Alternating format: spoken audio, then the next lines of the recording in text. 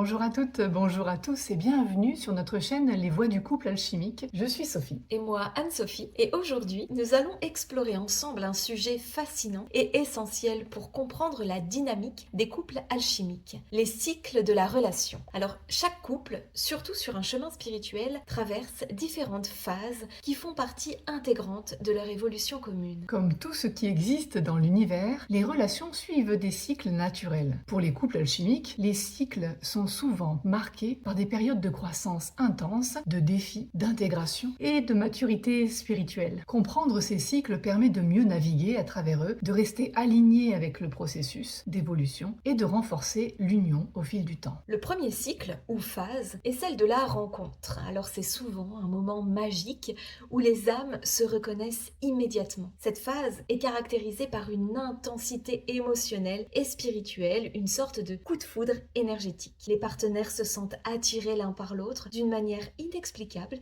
et cette attraction peut provoquer une ouverture du cœur et de l'esprit. Seulement rapidement, après cette phase, le couple entre dans ce que l'on pourrait appeler la phase de confrontation ou de désillusion. Ici, les partenaires commencent à voir les aspects plus profonds et parfois plus sombres de l'autre. Les blessures, les peurs et les insécurités non résolues remontent à la surface. Cette phase peut être très difficile à traverser. Cela dit, elle est cruciale pour la purification et la transformation de la relation. C'est pendant cette phase que les couples alchimiques sont souvent testés. Les défis apparaissent et il peut y avoir des moments de séparation ou de retrait. Cependant, ces défis ne sont pas là pour briser la relation, mais pour la renforcer. Ils obligent chaque partenaire à travailler sur soi-même, à guérir ses propres blessures et à évoluer. Après la confrontation vient la phase de guérison et d'intégration. Ici, les partenaires commencent à réintégrer les leçons apprises, à se pardonner mutuellement et à guérir leurs blessures. C'est un moment de retour à soi, mais aussi un moment de réconciliation avec l'autre. Cette phase est marquée par une nouvelle compréhension et un nouvel amour, plus profond, plus mature. Cette guérison, elle permet au couple d'entrer dans la phase de co-création. Maintenant que les deux partenaires ont traversé les défis ensemble, ils sont prêts à travailler en synergie pour manifester une vision commune. C'est une phase de création où le couple commence à réaliser son potentiel alchimique en mettant en œuvre des projets, en cultivant l'amour inconditionnel et en servant une mission bien plus grande. Enfin, nous avons la phase de maturité spirituelle ou d'illumination. À ce stade, le couple a intégré toutes les leçons des cycles précédents. Il n'y a plus de lutte pour le pouvoir ou de désaccords destructeurs. Les partenaires vivent dans une harmonie profonde où l'amour est stable, mature et centré sur la sagesse spirituelle. Ils deviennent un phare de lumière pour les autres, un exemple vivant de ce que peut être un couple alchimique. Il est important de noter que ces cycles ne sont pas toujours linéaires. Les couples peuvent revisiter certaines phases, en particulier en période de transition ou de nouveaux défis. L'essentiel est de rester conscient des cycles et de les accepter comme faisant partie du chemin d'évolution commune. Pour vous aider à naviguer à travers ces cycles, nous aimerions vous proposer une pratique de réflexion à faire en couple.